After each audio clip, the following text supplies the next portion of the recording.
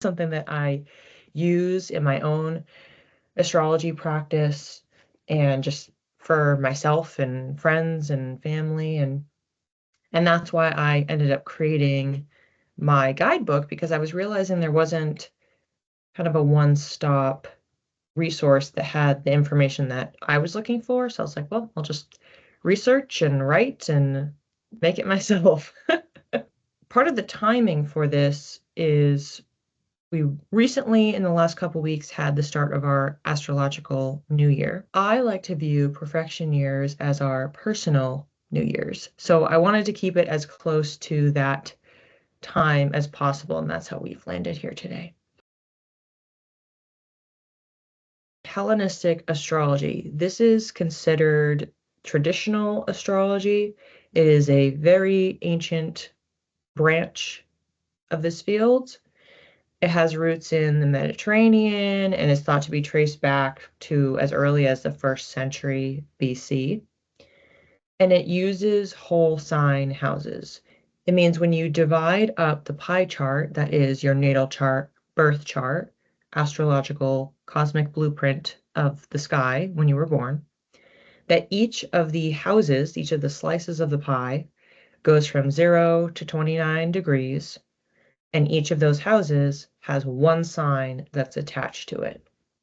So as an example, I'm a Cancer rising. That means my first house has Cancer. And then it's Leo, 2nd house, and it continues all the way around the wheel. If you have Placidus, the houses can be different sizes relative to the sign. So you could have multiple houses within the sign slice. Whereas for the whole sign system and for Hellenistic astrology, it is a one-to-one. This is essential to know for Profection Years because they operate from Hellenistic astrology with this whole sign system. Each of us, obviously, we're born on a certain date and a certain time, certain location, whether we have all those details or not. And each year, we'll celebrate in whatever way our birthday. So we will pick the same exact day that we know that we were born on. And maybe you go down to the minute, you go, oh, like I just passed, the time I was born at, I'm officially, 45 or whatever it is.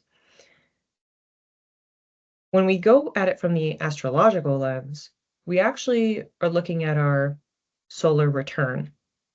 And that is when the sun returns to the exact degree in that sign, that part of our chart, where it was when we were born.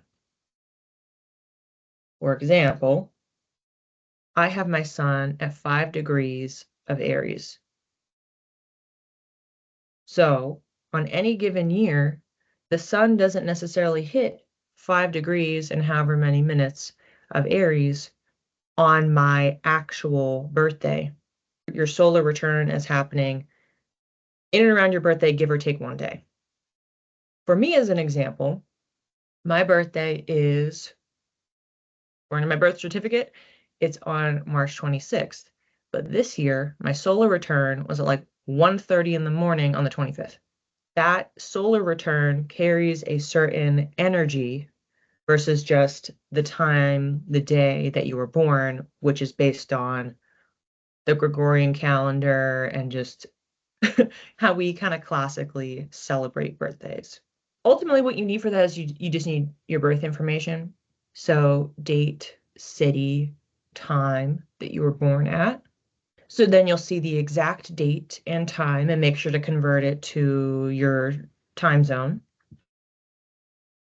And that's also something to keep in mind as well. If you happen to be traveling on your solar return, then you'll want to know, okay, well, what's the time over there? Does that, adjust my chart?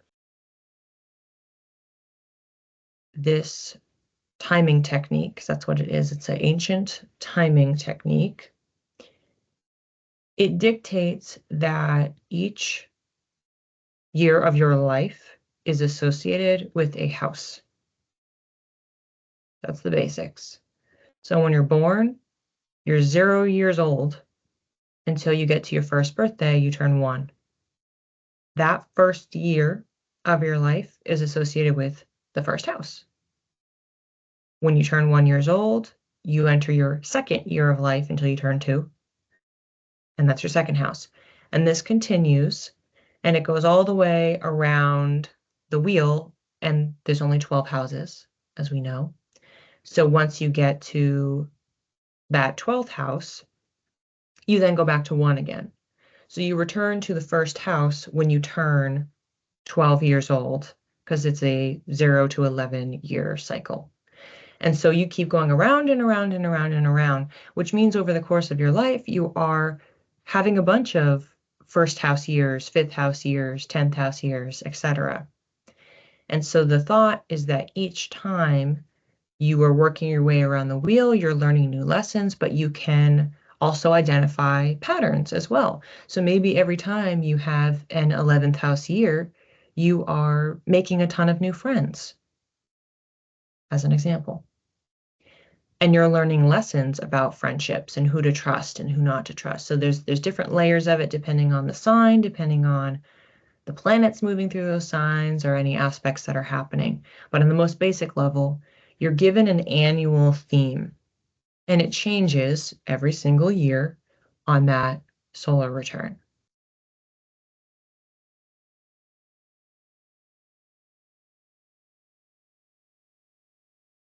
In the Profection Year guidebook that I just put out at the end of March, I have a nice, neat little table. It's on one of the first pages. So it just has each of the 12 houses, and then you can move along and it shows you all the numbers. And I went from 0 to 95. I figured that was a pretty safe range. But if you happen to age out of that or know someone who is aging out of that, you can always keep going. You can use Profection Years to look back, so you can reflect. So I was just in a 7th house Profection Year, and I can just look back at that year. Or I can look back at all previous 7th house years and kind of compile them together and say, all right, so like what was happening? What patterns are I noticing? What are the things that I was learning? So that the next time that 7th house rolls around, like maybe I can make some different choices, or I could be prepared for knowing that things are going to level up. So you can use it for reflection and looking back, and you can also use it to be prepared going forward. How do I feel about those topics? How do I feel about those life areas?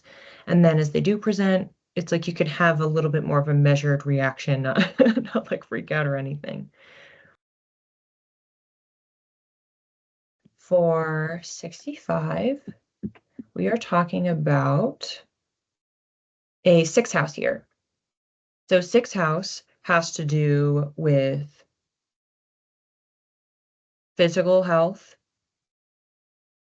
your job, so not your career, but like job, service, things that you're doing. It's like work ethic, where your effort is going. It can also have to do with pets. And how I framed it in my Profection Year guidebook is the umbrella is balance. So oftentimes it's like work-life balance or health balance, like where are you burning yourself out? Like those kinds of themes tend to pop up with a 6th house year. Cheryl, 54. So 54 is a 7th house year. 7th house is about committed partnerships, and that can mean romantic, so like a long-term relationship or marriage, or it can be a business partnership. So any serious collaborations through business or through some sort of a contract that you were signing.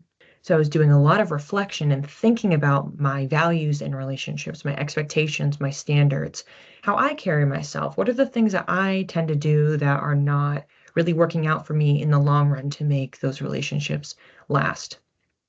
Simultaneously, I developed business partnerships.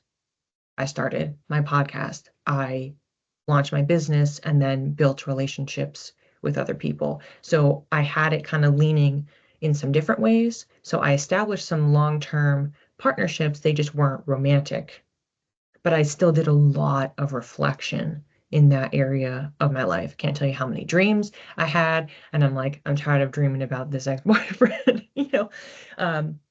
So that's where we can't always 100% anticipate how it is going to present for us. So I had an expectation, oh, like, this is great. It means I'm going to meet someone, and I did not meet someone. And I can look back and go, it's good I didn't meet someone because I was busy doing a lot of other things. And I had a lot of reflections and building for myself that came out of this period of time. This timing technique just gives you the theme for the year or for previous years or many, many years out into the future. And you can use it very, very simply just as that and say, all right, I have a seventh house perfection year. I'm going to be aware of, I'm going to be on the lookout for themes around my long-term relationships in whatever form they take. And you can just kind of tuck that back there and have it in the back of mind. But as with all astrology, you can always level it up. So you can go to level 2, which is what's happening in that sign. Are there any planets in there? Are they retrograding? Are they entering the sign for the first time? So it's a shift in energy. And maybe, especially if it's an outer planet, that's a really big deal. So knowing what's the activity that's happening in that sign for that year, layered on top of whatever the house theme is. I'm entering I am now in my 8th house perfection year. And in my chart, that's in Aquarius. So that means you're also pulling in the energy of that sign. And I can look ahead at the next year and say, okay, well, what's happening in Aquarius? Like, were there any planets in there? The answer is yes. The answer is yes, which is Pluto. So the 8th house is about mental health, death and rebirth, again, transforming, other people's resources. So if Pluto represents a lot of those same themes, then I'm like, well, maybe it just means I'm going to have like a ton of transformation, and I'm just going to hope that it's things in a in a positive way. And then you can also look at your time lord. So this is something that I break down much more comprehensively in my Profection Year guidebook. But in really simple terms,